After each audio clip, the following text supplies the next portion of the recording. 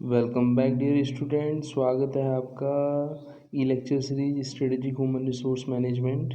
जैसा कि आपको पता है स्ट्रेटेजिक ह्यूमन रिसोर्स मैनेजमेंट के अंदर हमने यूनिट 5 शुरू की थी और यूनिट 5 में आज जो हम टॉपिक लेंगे वो है कॉस्ट ऑफ एब्सेंटिज्म। कि जो एब्सेंटिज्म होता है, जो एब्सेंट एम्प्लॉय होते हैं उनकी कॉस्ट कैसे कैलकुलेट होती है, क्या कॉस्ट है ऑर्गेनाइजेशन के लिए। इस कॉस्ट को हम 2 पार्ट्स में कैलकुलेट करेंगे। लेक्चर 42 के अंदर पार्ट फर्स्ट पढ़ेंगे, लेक्चर 43 के अंदर पार्ट सेकेंड पढ़ेंगे। तो पहले मैं आपको बता देता हूँ एब्सेंट का मीन्स होता क्या है। In reference of employee, it refer to failure of an employee to report for duty when he is a schedule to work. यदि कोई वर्कर शेड्यूल है उसका काम करने का और उस शेड्यूल पर वो काम पे नहीं आता है तो उसे ड्यूटी से एब्सेंट माना जाएगा। It is a unauthorised absence from the work. Absentees refer to the unauthorised absence of the employee from his job. According to Indian Factories Act 1948, absence is a failure of an employee to report for work on duty when he is scheduled to work on his duty. An employee is to be considered as a schedule for work when employee has work available for him and employee is aware of it. Factory 1948 में बताया गया है कि यदि employ के लिए कोई organisation में काम है और उसको काम असाइन किया गया है और उसकी एम्प्लॉय को नॉलेज है, इसे हम शेड्यूल वर्क बोलते हैं। और इस शेड्यूल वर्क में आपका जो एम्प्लॉय है इंटेंशनली ही क्या करता है, आपका जॉब में नहीं आता है। हम इंटेंशन नहीं कह सकते, अनइंटेंशनली भी हो सकता है कि वो जॉब पे नहीं आ पाता है किसी कारण से, तो वो क्या कहलाता है, आपका एब्सेंस कहलाता है। एम्प्लॉय एब्सेंटिज्म की मीनिंग की बात करें हम, employee absenteeism in simple term refer to the failure of a employee to report for a duty when is scheduled to work. It is an unauthorised absence from the workplace. Employee absenteeism refer to unauthorised absence of a employee from his job. In India the problem of absenteeism is greater than other countries when the employee takes time off on scheduled working day with permission, it is authorized absence। यदि कोई person pre information से और अपनी arrangement के साथ उसने leave लिया है, परमिशन ली है, तो वो क्या कहलाएगा, आपका ऑथोराइज एब्सेंस कहलाएगा। When he remain absent without permission और informing, it is a wilful absence without leave. कि यदि उसने बिना किसी प्री अप्रूवल के, बिना किसी अरेंजमेंट के और बिना किसी इन्फॉर्मेशन के उसने कोई लीव ली है, तो विलफुल लीव ली है, तो ये क्या कहलाएगा, उसका एब्सेंस विदाउट लीव कहलाएगा। In these days when the need of country require greater emphasis on increase of productivity and economic rational utilisation of time materials at our disposal, it is necessary to minimize absenteeism to maximize possible extent। कि हम आज के दिनों में देखें तो जो आपका 5 एम्स के अंदर मैन सबसे इम्पोर्टेंट माना जाता है, उसकी बहुत ज़्यादा ज़रूरत होती है, तो उसका एब्सेंट की ऑर्गेनाइजेशन को कोई ना कोई कॉस्ट बियर करनी पड़ती है, तो एब्सेंट एम्प्लॉय का कम से कम होना चाहिए। Absenteeism is a higher among woman worker who is leave away from the work of place. कि जो एब्सेंस ज़्यादा लोग जो देखे जाते हैं वो या तो वुमन होती हैं या फिर वो लोग जो अपने वर्किंग प्लेस से ज़्यादा दूर रहते हैं, डिस्टेंस पे रहते हैं, वो एब्सेंट देखे जाते हैं।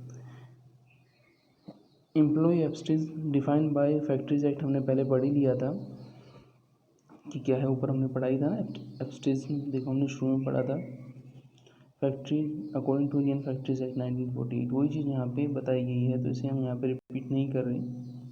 अब हम बात करेंगे जो एब्सेंट होता है एम्प्लॉय जॉब से होता है, ठीक है ना, उसकी क्या क्या सिचुएशन हो सकती हैं, क्या क्या प्रॉब्लम्स एम्प्लॉय के साथ एसोसिएटेड हो सकती हैं। तो एम्प्लॉय एब्सेंटिज्म की यदि हम डिटेल में बात करें तो an employee is treated as a absent from for the purpose of this absenteeism status even when he does not turn up for work after obtaining prior permission। Any employee who report for duty even for a part of the day shifted should not be counted among absenteeism। The status related to any voluntary absenteeism defined as absence due to reason with a person to the individual concern. यदि कोई person किसी कारण से, है ना, unintentionally उसने pre information दे रखी है, वो एब्सेंट होता है, तो एब्सेंट उसका जो है विद लीव माना जाएगा, ठीक है ना।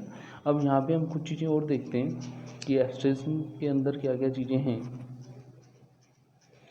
Absence means a condition where employee keep himself away from the work without any notice. Statistical data of absenteeism in our country are compiled and submitted on the basis of definition given in Factory Act जो हमने पहले पढ़ाई था। Absenteeism at the operation level is crucial problem in some industries. Absenteeism is an unauthorized absence from workplace. According to Webster Dictionary, absenteeism is the practice and habit of being a absentee. An absentee is a one of habitual stay away. तो dictionary meaning के अंदर कुछ habitual absentee होते हैं जो लगातार ही absent में रहते हैं, इंटेंशनली रहते हैं, ठीक है ना, उनको विदाउट पे हम मानते हैं। एम्प्लॉय एब्सेंट की यदि हम बात करें, 4 जो फीचर्स हैं क्या क्या हैं। On the basis of micro strategy undertaken in different part of the country, these are some of the peculiar feature of employee absenteeism.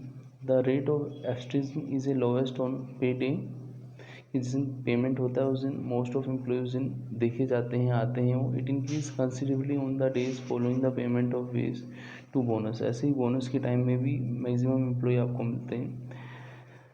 जब कैश की हम बात करते हैं वहाँ पे the percentage of absenteeism is a generally higher in the night shift than in a day shift. की जो मोस्ट ऑफ एब्सेंट मिलते हैं एम्प्लॉय वो कब मिलते हैं, नाइट शिफ्ट में ज़्यादा मिलते हैं compare to day shift. It is so because worker in a night shift experience greater discomfort to uneasiness in the course of his work than they do during a daytime. The percentage of absenteeism is much higher in a coal and mining industry than in a organized industry. Coal और mining industry में लोग ज़्यादा absent रहते हैं। The high percentage of absenteeism is due to the engagement of labour in the field, marriage और festivals which together are estimated to count for about 75% of cases, withdrawal, drunken and relaxation and sickness।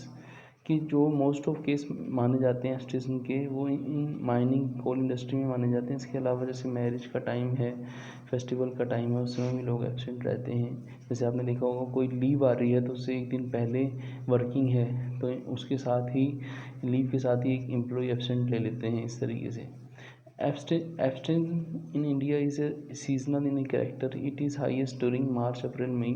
जैसे कि आप देखिए monsoon season है, कुछ लोग harvest agricultures में work करते हैं, तो उनके लिए एब्सेंटेइज्म की परसेंटेज जो रहती है वो कहाँ रहती है आपकी, बोलो, वो इस टाइम में रहती है जब आपका मानसून का सीज़न होता है।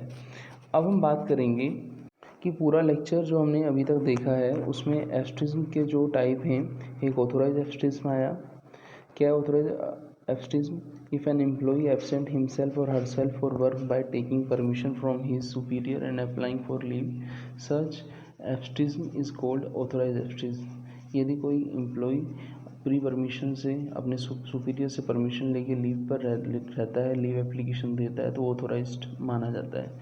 अनऑथोराइज की बात करें, if A employee absent himself from work without informing and taking permission without applying for leave, ना उसने परमिशन ली ना उसने लीव के लिए अप्लाई किया, तो वो क्या माना जाएगा, अनऑथोराइज माना जाएगा। आप देखें तो जो टाइप्स हैं उसके अंदर क्या है, 4 टाइप के अंदर ऑथोराइज, अनऑथोराइज। अब पढ़ेंगे हम विलफुल और फिर हम कॉज्ड बाय सर्कमस्टेंसेस, ठीक है ना। तो विलफुल की यदि हम बात करें तो विलफुल क्या है, if an employee absent himself from duty wilfully, such absenteeism is called wilful absenteeism, ठीक है ना। जानबूझकर यदि कोई बंदा इंटेंशनली लीव लेता है तो वो क्या है, विलफुल एब्सेंटेइज्म कहलाता है। फिर है absenteeism caused by circumstances beyond one control. If an employee absent himself from duty owing to the circumstances beyond his control like involvement in accidents, sudden sickness, such absenteeism is called absenteeism caused by circumstances.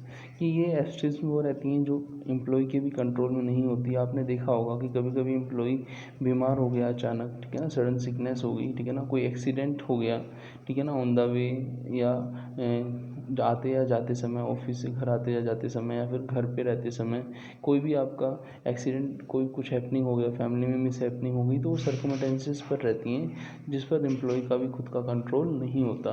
तो एब्सेंटेइज्म caused bye क्या कहलाता है, बोलो circumstances beyond one control. इससे पहले हमने wilful पढ़ा और उससे पहले हमने अनऑथोराइज पढ़ा, फिर हमने ऑथोराइज पढ़ा। तो यहाँ पे हमने एब्स्टिज्म को पढ़ा। नेक्स्ट लेक्चर में एब्स्टिज्म का जो कोस्ट का पार्ट सेकंड हम पढ़ेंगे। मिलते हैं नेक्स्ट लेक्चर में। थैंक्स।